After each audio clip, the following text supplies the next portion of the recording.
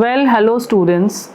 Today I'm back again with the poem My Mother at 66, which is written by Kamla Das. तो आज हम वो poem को लेके दोबारा आपके सामने आए हैं और आज हम उस पोएम को पूरा डिटेल में डिस्कस करेंगे. So first of all we are going to start with the reading of the poem, जैसे कि हमने पहले आपको रीडिंग कराई है. So that when you read the poem along with me it becomes very easy and I am going to explain you in very short because this is quite an easy poem. So first of all we start with My Mother at 66. This is written by कमला दास और इसमें कमला दास अपनी mother के साथ जा रही है और mother की एज क्या है? मदर की एज है 66. तो we start with the word driving. Driving from my parents home to Cochin last Friday. तो कैसे स्टार्ट हो रहा है? अब इसमें सबसे पहले कार ड्राइव कर रही है और फ्रॉम माई पेरेंट्स होम अपने पेरेंट्स के घर से कोचिन तक जा रही है. और वो डे क्या है? डे इज फ्राइडे और टाइम क्या है? Morning. I saw my mother beside मी. और उसकी बगल वाली सीट पे कौन बैठा है? उसकी मदर बैठी है. So I saw my mother beside me and the poetess जो है Kamala Das, she is driving from her parents home. कहाँ जा रही है? कोचिन. और डे है फ्राइडे और टाइम है morning. I saw my mother beside me. Mother is seated next to her. उसके बगल में. तो beside means on the side. Yeah. Doze. Open mouthed. Her face ashen like. Now doze क्या है? ऐसे लग रहा है कि जैसे वो सो रही हैं. She is taking a short, जिसको हम बोलते हैं इंग्लिश में nap. ओपन माउथ, उनका मुंह खुला हुआ है बिकॉज शी 66 ईयर्स ओल्ड. तो वो काफ़ी बूढ़ी हो रही हैं तो उनका एज फैक्टर जो है वो उनके साथ उनके फेस पे सारा कुछ दिखाई दे रहा है. Her face ashen like that of a corpse. Now what is ashen? Ashen word बना है ऐश से. सो व्हाट इज ऐश? ऐश हम बोलते हैं राख को. तो राख का जो कलर होता है ग्रेइश, उसके बाद एक येलोइश कलर टिंज उसमें आता है. तो that is ashen like that of a corpse. Corpse क्या होता है? Corpse is a dead body. तो उसकी मदर को वो क्या कंपेयर करी? उसकी मदर कैसी लग रही है? Her face ashen like that of a corpse. एक डेड बॉडी की तरह उनका फेस है जो बिल्कुल वो पीला और ग्रे कलर का हो चुका है. And realised with pain that she was as old as she looked. क्या उसने देखा? Realised with pain. सबसे ज़्यादा जो उसके अंदर फीलिंग उसकी मदर को देख के उसके अंदर आ रही है वो है पेन. बहुत ही दर्द है उसके अंदर because her mother is getting old. अब वो बूढ़ी हो रही है. And that realised that she was as old as she looked. क्या वो इतनी बूढ़ी हो चुकी है जितनी उनकी उम्र है? 66 ईयर्स में ही वो इतनी ज़्यादा ओल्ड लग रही हैं. But soon put that thought away. क्या हुआ? अब उसने धीरे से वो जो थॉट है इसके अंदर, जब हम कोई भी पोएम पढ़ते हैं तो हमारे अंदर एक थॉट प्रोसेस शुरू होता है. हम उस चीज़ को इमेजिन करना शुरू कर देते हैं. तो यहाँ पे हम कैसे इमेजिन करें कि पहले वो कार में पोएटेस आ रही है अपनी मदर के साथ. Mother is 66 years old. They are driving. कहाँ जा रहे हैं? कोचिन. डे क्या है? फ्राइडे. टाइम क्या है? मॉर्निंग का. और उसकी mother she is sitting next to her, beside her, और she is 66 years old. Mother के लिए कैसे वर्ड्स यूज़ करिए? First of all those, then is open mouthed, ashen like that of a corpse, and then she realizes, वो क्या realize करी? that she has become old. and after that she says put that thought away. अब क्या होता है? वो कह रही मेरे पास ये वाली सोच है कि मेरी मदर बूढ़ी हो रही हैं, मुझे ये सोच उठा के कहीं और रखनी होगी क्योंकि मैं चाहती हूँ और मैं अच्छी चीज़ें सोचूं. and looked out at young trees sprinting. sprinting means rushing, तेज़ी से भागना. अब वो क्या कर रही है? वो अपना कार के बाहर देखती है और सोचती है कि मैं अपना मूड चेंज करूं. मूड वो कैसे चेंज करेगी? अब कार के अंदर बैठ के क्या लगता है कि ये जितनी भी ट्रीज़ हैं वो हमारे साथ दौड़ रही हैं. तो उसको ये लग रहा है ट्रीज़ आर स्प्रिंटिंग एंड मेरी children spilling out of their homes. घर के बाहर जो बच्चे हैं वो बहुत खुशी खुशी अपने घर के बाहर निकल रहे हैं. स्पिलिंग होता है टू मूव आउट. तो spilling here means move out. But after the airport's security check, अब क्या है?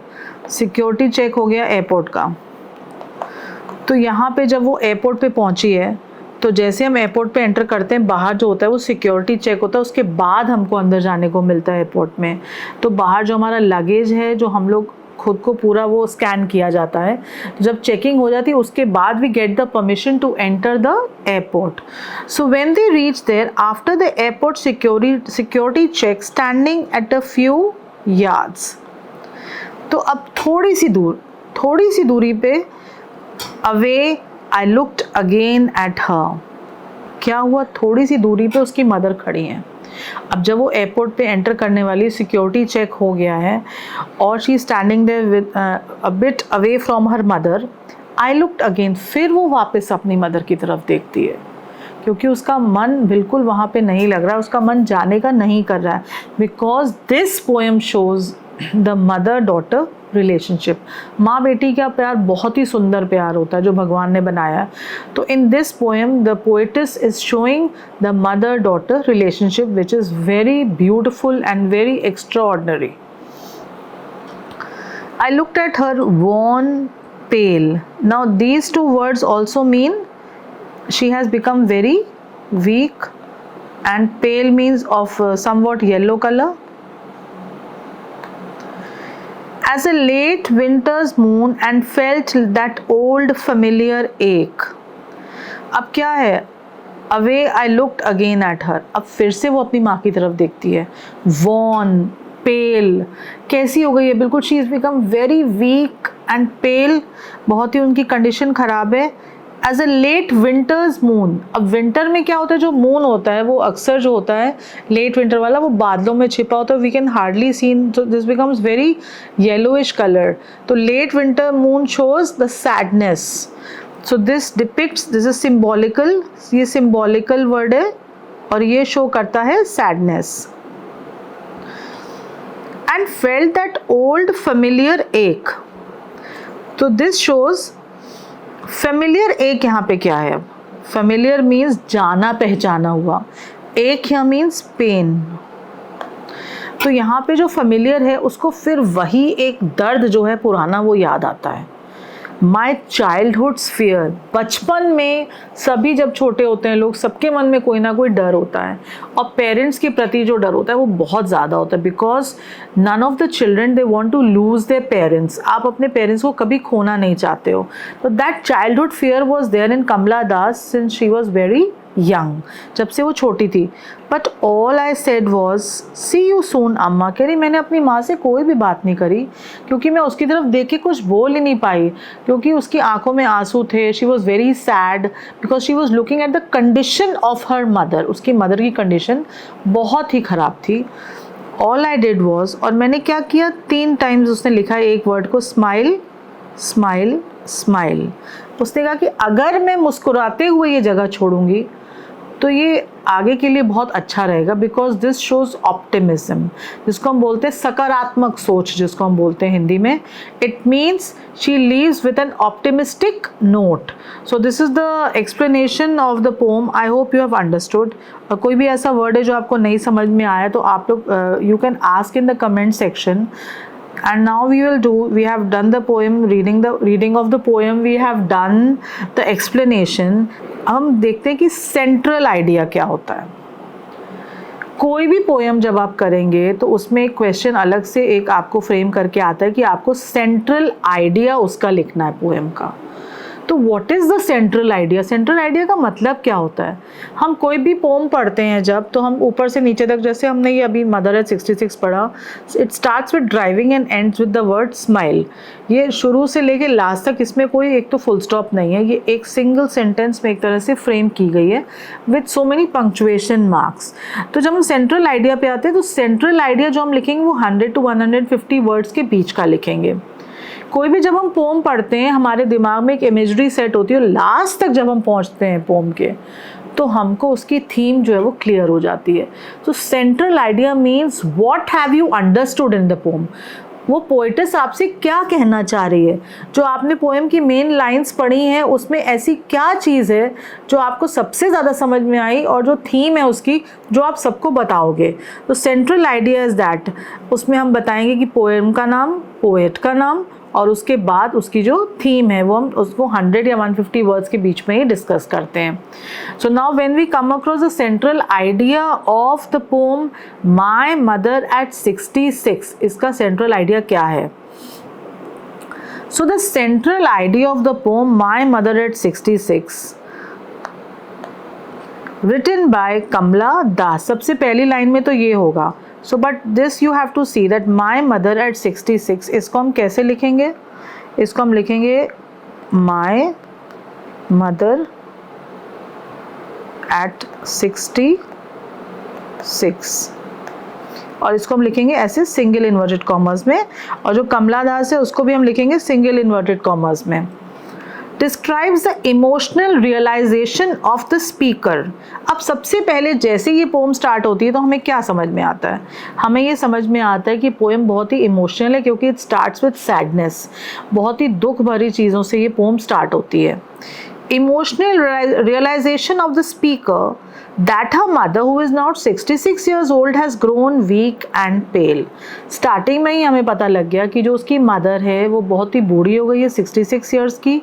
उसके she is sitting beside her, उसके बगल में बैठी है. जब वो अपनी माँ का फेस देखती है तो 3 वर्ड्स आते हैं, dose, open mouth, ation like that of a cops. उसके दिमाग में सबसे पहले ये 3 वर्ड्स जो होते हैं क्लैश करते हैं. देन उसके बाद वो बताती है एज लेट विंटर्स मून. उसकी माँ का फेस कैसे लग रहा है उसको, कितनी सारी चीज़ों में वो डिस्क्राइब करती है. तो हमें ये पता लगता है कि हम mother has become old and weak. The poem highlights. अब हमें देखना है कि इस पोएम में कौन सी ऐसी चीज़ें हैं जो वो हाईलाइट कर रहे हैं, किन चीज़ों पे वो ज़्यादा बात कर रहे हैं. The passionate bond between the mother and daughter. सबसे ज़्यादा एक माँ बेटी का जो प्यार है उसको वो लोग डिस्कस कर रहे हैं इसमें. As the speaker observes her mother's state and contemplates the future without her. अब वो अपनी माँ की कंडीशन देख रही है कि माँ की कंडीशन बहुत ख़राब हो चुकी है. अब उसके बाद जब वो आज वो मिल के जा रही है, उसके बाद वो मिलेगी कि नहीं, शी इज़ अनसर्टेन, उसको नहीं पता है. Then she says she is seeing her mother state, mother की कंडीशन वो देख रही है. And contemplates the future without her. अगर वो माँ नहीं रहेगी तो वो इमेजिन भी करेगी मेरा फ्यूचर क्या होगा. The poet beautifully blends. अब इसमें देखो जो उसने बहुत सारी इमेजेस. अब जैसे ही हम स्टार्ट करते पोएम हमारे दिमाग में ये बैठ जाता है कि इसकी माँ जो है वो बहुत बूढ़ी है, 66 year old, worn, pale, old, weak, doze, open mouth, ashen like that of a corpse, late winter's moon. ये सारे टर्म्स जो उसने डिस्क्राइब की क्या दिखा रहे हैं? ये हमारे दिमाग में एक इमेज बना रहे हैं, हमारे दिमाग में एक पिक्चर बन रही है उसकी मदर की कि उसकी मदर की कंडीशन क्या है. Which brings lifelessness with the scenes outside the window. अब जब वो बाहर देखती है, which brings lifelessness with the scenes outside the window, which bring happiness. अब जब वो अंदर बैठी है, when she is sitting inside in the car, जब वो कार के अंदर बैठी है तो क्या देख रही है? अपनी मदर को देख रही है बिसाइड में. उसके लिए सारे टर्म्स वो यूज़ कर रही है, इमेज एक डेवलप हो रही है उसकी मदर के लिए. बट क्या है? She wants happiness. अब वो हैप्पीनेस के लिए क्या करेगी? हैप्पीनेस के लिए वो कार के बाहर देखती है. Then she sees outside the window and she sees, हम क्या क्या देखती है? trees sprinting, merry children spilling out of their homes. अब 2 चीज़ें वो देखती है जब वो बाहर देखती है तो उसको एकदम से जो हैप्पीनेस आ जाती है फेस पे. So this means she is beautifully blend. Blend means दोनों चीज़ों को एक साथ लेके आना, ब्लेंड करना. यहाँ पे क्या ब्लेंड किया उसने? सैडनेस एंड हैप्पीनेस, दोनों चीज़ों को ब्लेंड किया. सो here she is blending sadness plus happiness. The poet fears of losing her mother. क्या वो फेयर कर रही है? वो फेयर कर रही है कि उसकी मदर जो है वो किसी भी दिन उसको कुछ भी हो जाएगा, and she will lose her mother. Then the main thought being the feelings of ache one feels for the aging parents. Aging means growing parents. Parents जो बूढ़े हो रहे हैं, जब हम उनको देखते हैं तो हमारे मन में बहुत ही तकलीफ होती है. एक ache means the pain. She is saying she is in great pain because when she sees her mother in this condition, she doesn't know whether she will see her again or not. तभी जब वो बाद में last में वो क्या लिखती है? 3 टर्म्स यूज़ करती है, and smile and smile and smile. वो वहाँ से जब वो जा रही है वो एक ऑप्टिमिस्टिक नोट पे छोड़ती है कि नहीं, जब मैं जा रही हूँ तो इसके बाद जब मैं मिलूँ कभी तो मैं अच्छे से मिलूँ. But she is uncertain whether she will meet her mother or not. So I hope you have understood the central idea. हमने central idea पूरा क्लियर हो गया. central idea जो था ये हमारा कितनी लाइंस का आप इसमें काउंट कर सकते हैं, and it should be of 100 to 150 words. And starting with the name of the poem, the name of the poet, and then after that जो भी आप हाईलाइट करोगे द पोएम हाईलाइट्स कौन कौन सी ऐसी चीज़ें हैं जो इसमें हमें बताना बहुत ही ज़रूरी है। तो इसमें आपको जो मेन चीज़ें आपने पढ़ी, you have seen the images, you have seen the bond between mother and daughter, then you have seen the blending of two emotions, sadness and happiness. So I hope you have understood the central idea. Central idea लिखना बहुत ज़्यादा मुश्किल नहीं है, उसमें कुछ ही lines आपको जो हैं ये आप बिल्कुल बाय हार्ट लर्न कर सकते हो, ये आपके लिए हेल्पफुल है आपके आंसर्स में भी। So now we will move to the next, now we are coming to the summary. अब हम आ जाएंगे समरी पे। जब हम समरी करेंगे तो हम आपको इसमें पूरी poem line to line explain जैसे हमने करी है, तो इसमें रिटन वे में आप पूरी देख लेना, और उसके बाद you can write it also in your notebook. आप जो नोटबुक बनाएंगे सबसे पहले पेज पे आप पोम लिख सकते हैं, उसके नेक्स्ट पेज पे आप वर्ड मीनिंग्स लिखिए, उसके नेक्स्ट पेज पे central idea, then you come over to the summary. When you write all these thing in a systematic order, जब आप लिखेंगे तो आपकी पोएम आपके लिए बहुत ईजी हो जाएगी। So now we come over to the summary of My Mother at 66. See now, the poem My Mother at 66 by Kamala Das begins with the poet going from a parent's house to Cochin. Starting कहाँ हो रही है? Starting हो रही है वो drive कर रही है, और ड्राइव करके जा रहे हैं ये लोग कहाँ पे जा रहे हैं? एयरपोर्ट, जो कि है कोचिन। तो वो पेरेंट्स हाउस से चलती है कोचिन तक। She is going to the airport with her mother seated next to her. कहाँ जा रही है? She is going to the airport, airport जा रही है, और मदर जो उसकी हैं उसके साथ में बैठी हुई हैं। The poem reflects the poets deep feelings of love, sorrow and concern for her ageing mother. अब 3 फीलिंग्स जो हैं उसके मन में आ रही हैं, love, sorrow and concern. So is love, sorrow and concern. तो 3 फीलिंग्स जो हैं ये पोएट के मन में उसी टाइम आ गए जब उसे अपनी मदर को वो अपने साथ में बिठाती है। बहुत ज़्यादा एक मदर डॉटर का इसमें बॉन्ड दिखाया गया, एक रिलेशनशिप दिखाया गया, which is the most beautiful relation in the world. Love, एक सॉरो आया, प्यार बहुत आया, सॉरो आया कि उसकी कंडीशन को देख के, और कंसर्न मीन्स उसके लिए उसके मन में ये आया कि मैं इसकी कहाँ तक इसकी देखभाल कर सकती हूँ। एक मदर के लिए हम हर डॉटर के मन में एक कंसर्न होता है, एक वो रिलेशनशिप ऐसा है जिसको हम आगे तक लेके जाते हैं, तो वो अपनी माँ के लिए क्या क्या कर सकती है वो सोचती है। The speaker describes a journey with her mother who is elderly and frail, again frail word हो गया, weak है, as they travel together by car। अब जर्नी जो है उसमें मदर उसके साथ बैठी है, और she is elderly grown up. Elderly वो कितने ईयर्स की है? 66 ईयर्स की। दे ट्रैवल टुगेदर बाय कार में एक साथ जा रहे हैं। The mother's physical weakness symbolized by her ashen face. Ashen face हमने पढ़ा, राख की तरह उसका फेस हो गया।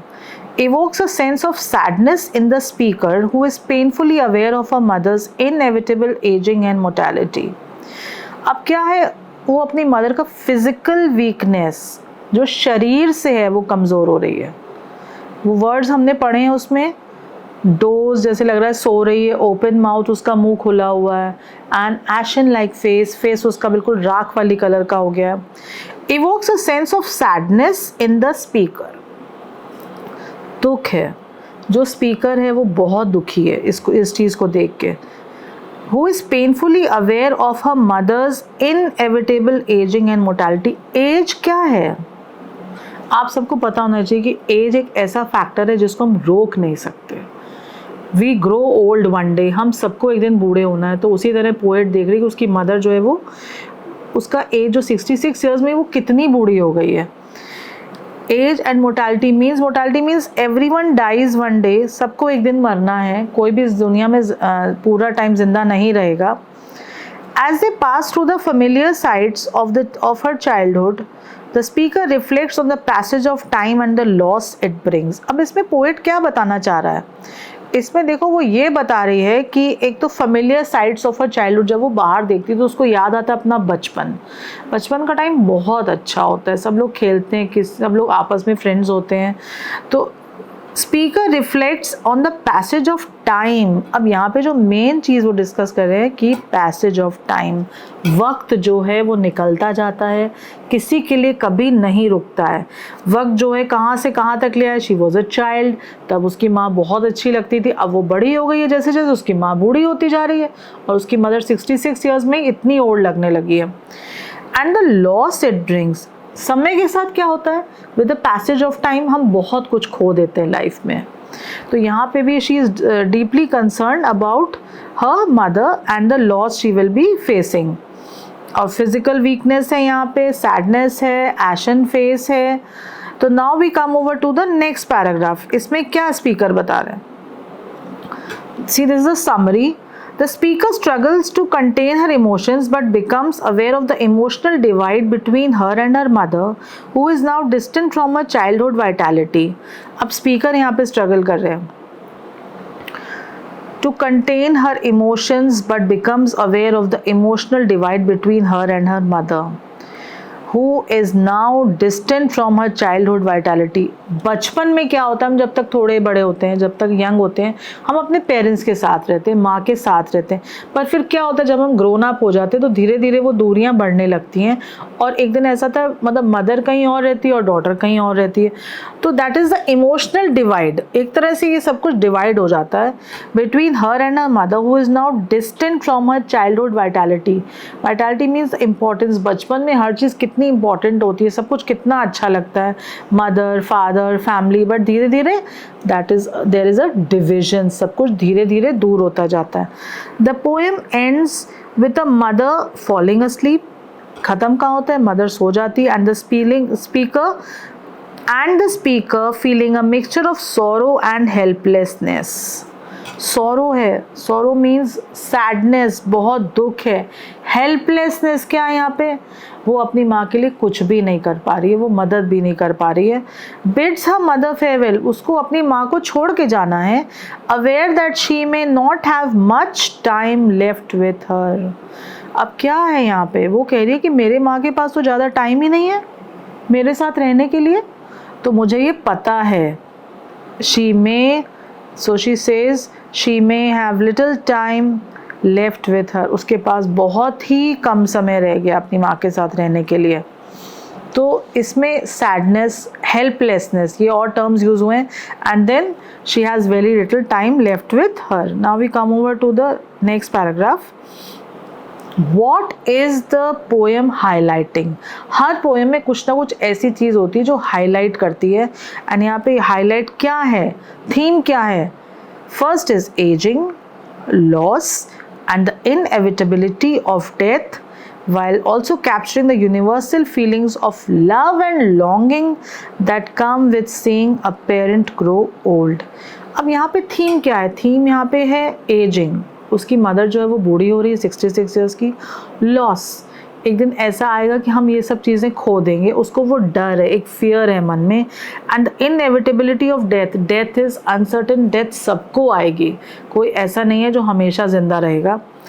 And while also capturing the universal feelings of love and longing that come while seeing a parent grow. Parents जब हमारे बूढ़े हो रहे हैं, पेरेंट्स जब हमारे ग्रो हो रहे हैं, तो क्या होता है, एक फीलिंग आती है हमारे अंदर लव एंड लॉन्गिंग की, कि प्यार बहुत ज़्यादा होता है पेरेंट्स के साथ, और उनसे दूर जब होते हैं एक लॉन्गिंग होती है, एक खिंचाव होता है पेरेंट्स की तरफ। और जब पेरेंट्स ग्रो ओल्ड होते हैं, जब बूढ़े हो रहे होते हैं, तो एक हमारे मन में डर भी क्या होता है, डर होता है हमारे मन में कि एक दिन हम पेरेंट्स को खो देंगे। The poem depicts the beautiful, अब ये बार बार ये टर्म आ रहा है कि मदर डॉटर रिलेशनशिप। इस पोएम की मेन थीम जो है ageing, loss of the parent, inevitability of death, and then the mother daughter relationship, जो कि बहुत सुंदर होता है। And the special bond which they share, हर माँ बेटी एक स्पेशल रिश्ता शेयर करती हैं। The poem bears a sad tone, poem की टोन कैसी है, सैड है, but in the end she leaves with a smile. Smile यहाँ पे क्या है, स्माइल एक चीज़ दिखा रहा है हम यहाँ पे, ऑप्टिमिस्टिक, ऑप्टिमिज्म, जो कि है सकारात्मक सोच। लास्ट में जब वो जाती है and then I smile and smile and smile, वो 3 बार करती है। वो जब लास्ट में अपनी मदर को देख रही है एयरपोर्ट पे सिक्योरिटी चेक पे, और जब वो मुड़ के देखती है a few yards away her mother is there, she is seeing her with a smile, because उसको डर है कि आज के बाद उसकी मदर इतनी ओल्ड और वॉर्न आउट लग रही हैं, वो इसको दोबारा मिलेंगी कि नहीं। तो all the student should understand this poem, because इसमें जो समरी है इसमें आपको ये समझना है, जब आप लाइन टू लाइन इसकी एक्सप्लेनेशन इसके साथ रख के पढ़ेंगे तो आपको पूरी पोएम समझ में आ जाएगी। And this you have to learn the highlights are the main thing in every poem. So here we see the poem has a sad tone. Tone इसकी क्या है ये हम लिखेंगे कि ये एक सैड टोन है। And she leaves with a smile, जब वो जाती है लास्ट में तो स्माइल करती है।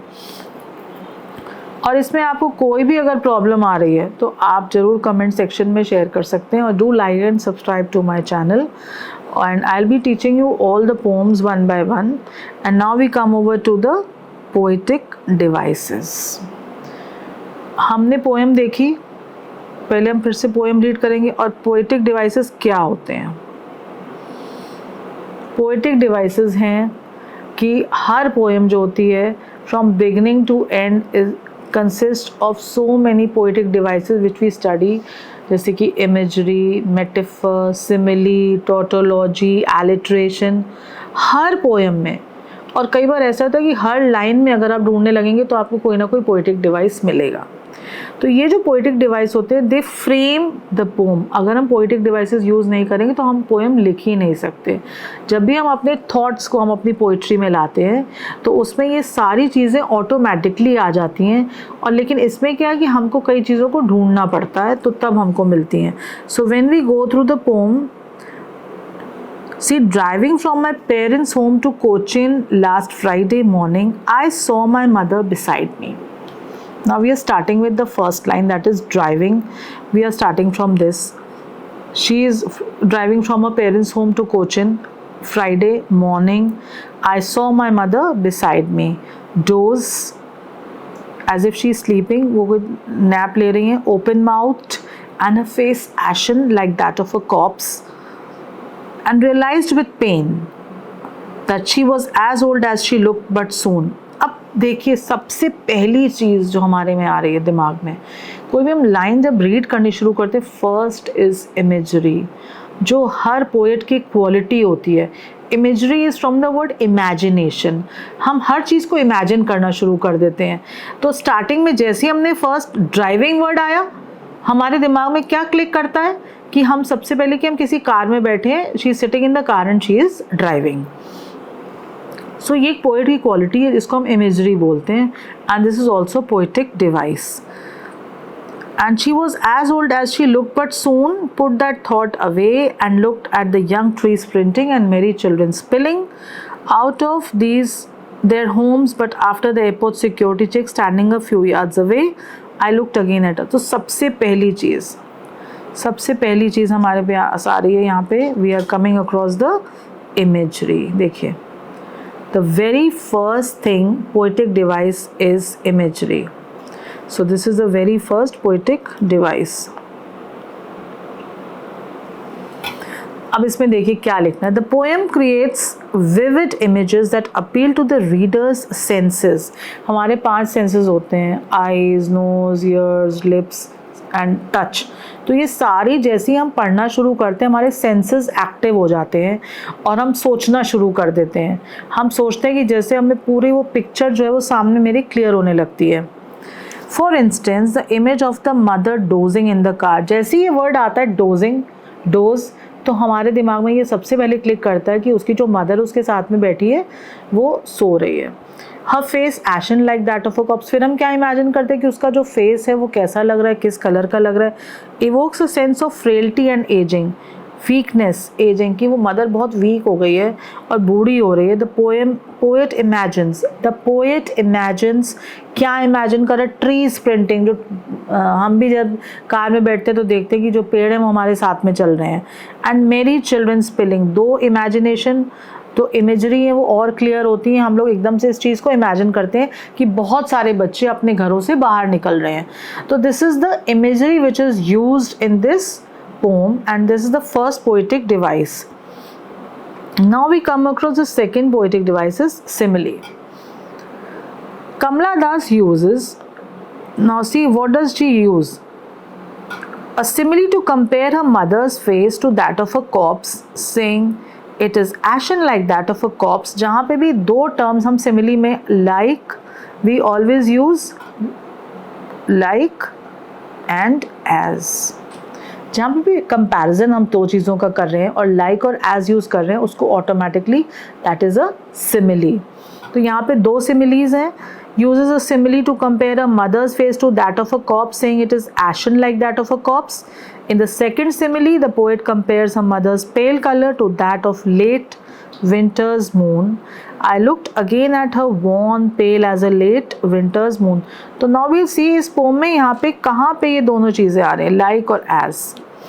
See now यहाँ पे पहले ashen में आ गया, so we have got this like that of a corpse, and realized with pain that she was as old as she looked, but soon put that thought away. और यहाँ पे ये वाला आ गया, and then we come across as a late winter's moon. So this and this, so this is a simile. यहाँ पे भी like और as यूज होता है, किस चीज़ को किससे कंपेयर कर रहे हैं हमको ये भी लिखना पड़ेगा. Next we come across to the third simile. Simile हो गई second. Now the third one is personification. It means when non-living things are used as persons. कोई भी non-living thing है, living और non-living के बीच में आप difference जानते हो. Living is the one who breathes and non-living does not breathe. They are used as person. हम नॉन लिविंग चीज़ को हम क्या दिखा रहे हैं कि वो कोई लिविंग चीज़ है, जैसे पर्सन है. The poem personifies a road. अब यहाँ पे रोड क्या है? Road is a non living thing.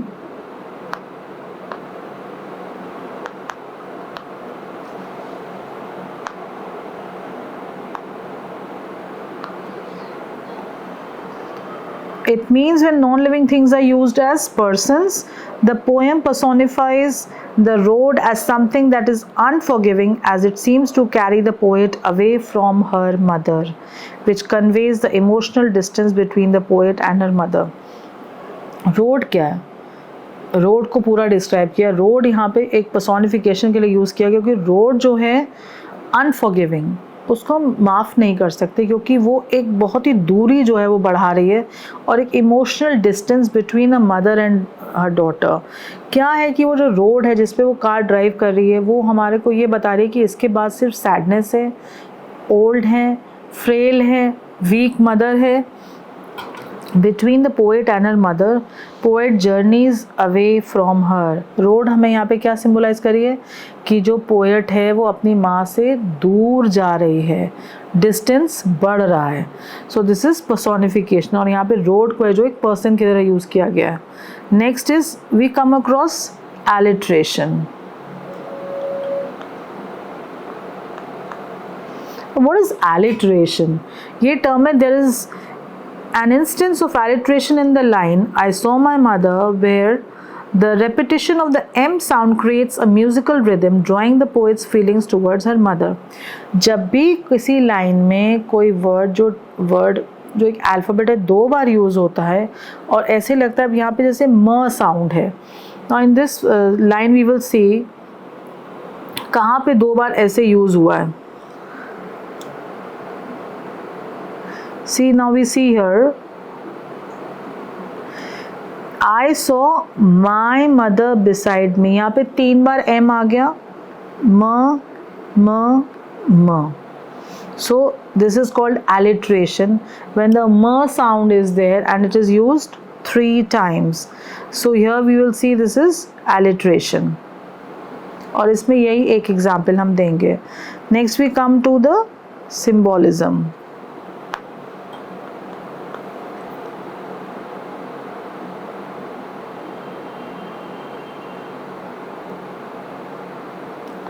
अब सिम्बॉलिज्म क्या है?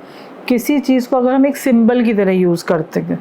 The mother symbolises ageing and the inevitable passage of time. The poet's concern from a mother's health represents a large theme of loss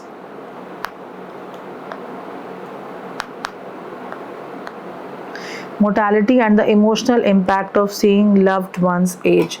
Now symbolism is the mother symbolizes aging and the inevitable passage of time. Mother किस चीज़ का symbol है? यहाँ पे पूरी जो poem है एक मदर और उसकी डॉटर पे. Mother is a symbol of the inevitable passage of time. समय को हम रोक नहीं सकते. और मदर की जो हेल्थ है, she is symbolising of ageing, sadness, sorrow, grief, ये सारे वर्ड्स हैं. Mortality and the emotional impact of seeing loved ones age, कि हम क्या सिम्बलाइज. मदर यहाँ पे एक सिंबल है. Mother is a symbol of sadness, grief, mortality, age factor, ये सारी चीज़ें उसके साथ हैं. और emotional impact of seeing loved ones age, एक जो इमोशनल हो जाते हैं हम जब किसी को देखते हुए कि वो बड़ा हो रहा है, वो बूढ़ा हो रहा है, उसके बाद उसकी क्या कंडीशन होने वाली है.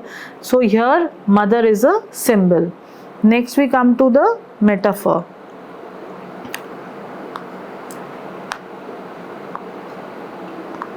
मेटाफर इज दैट जहाँ पे लाइक और एज नहीं यूज होता है. सिमिली में लाइक और एज यूज होता है, कंपैरिजन होता है, बट यहाँ पे डायरेक्ट कंपैरिजन हम करते हैं.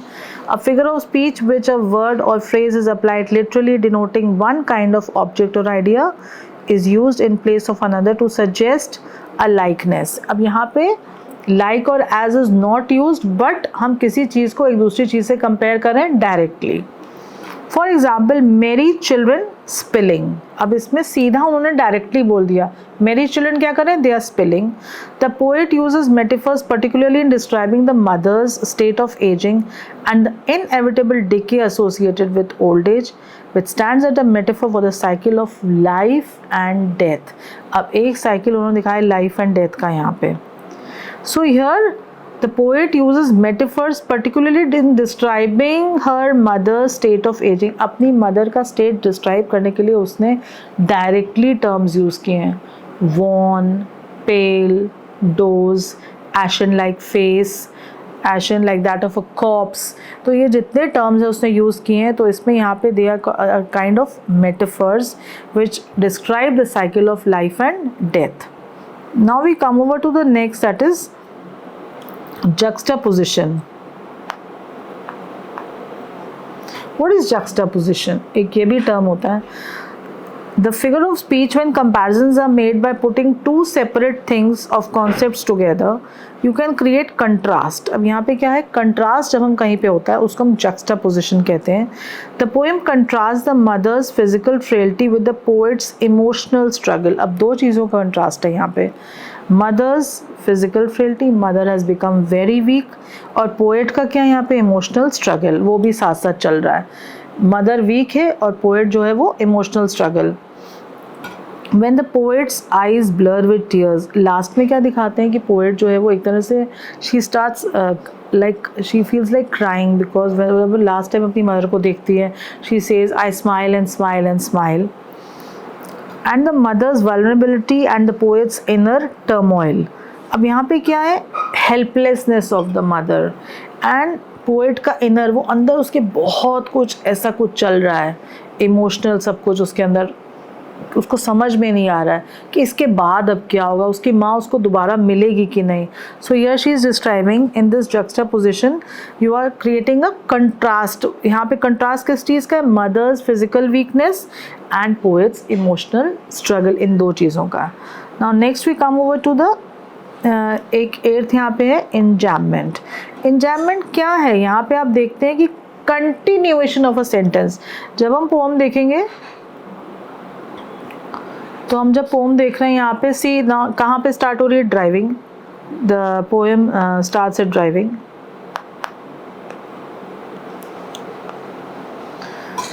स्टार्ट हो रही है ड्राइविंग पे और उसके बाद क्या होता है, पूरे सेंटेंस हम रीड करते जा रहे हैं, कहीं पे कोई फुल स्टॉप नहीं आया है. There is no full stop. Last में जब वो आती है स्माइल, यहाँ पे पोएम ख़त्म होती है. तो ये पूरी पोएम जो है it is of framed in such a way where there is no full stop, it is a kind of a single sentence. So this is called enjambment. So we see in detail now the use of enjambment, the continuation of sentence or thought beyond line break यहाँ पे कोई line break नहीं हो रही है, creates a flowing uninterrupted movement.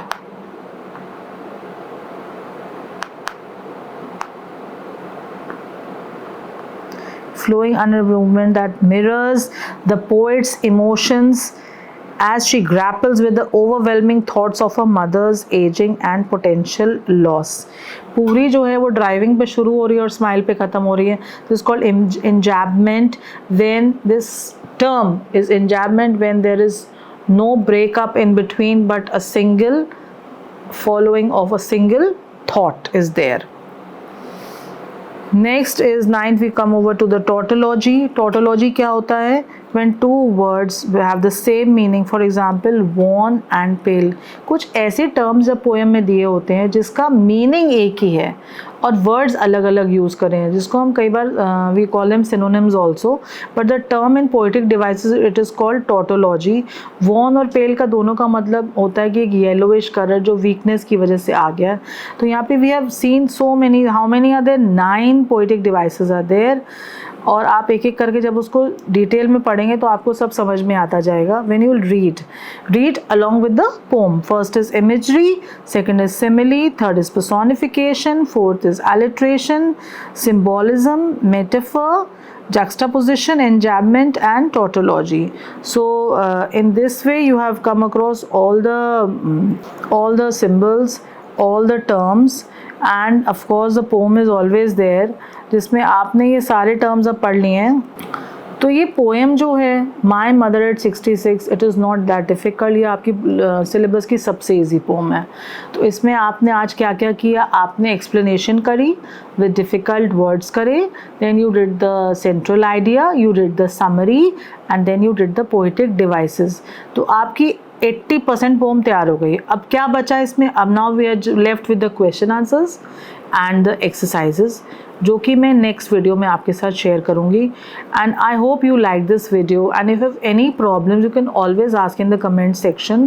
Question answer I be discussing in detail, you can always write them down. यहाँ पे आप जितना ये है आप इसमें से आप इसको कॉपी कर सकते हैं, आप इसको पूरा लिख सकते हैं अपनी नोटबुक में. End of course you should read and learn also along with it. जब आप स्टार्टिंग से जब आपकी पहली पोएम पढ़ाई जा रही है, आप साथ साथ अगर नोट्स बनाएंगे और याद करेंगे तो आपके लिए जब वो 5 पोएम्स जब सारी कंप्लीट हो जाएंगी तो आपके लिए बहुत ईजी हो जाएगा. I hope you like this video. Do like and subscribe to my channel English with Harmeet. And a very good evening and bye to all my students. Best of luck for everything you are doing in your life. Have a good day. Bye.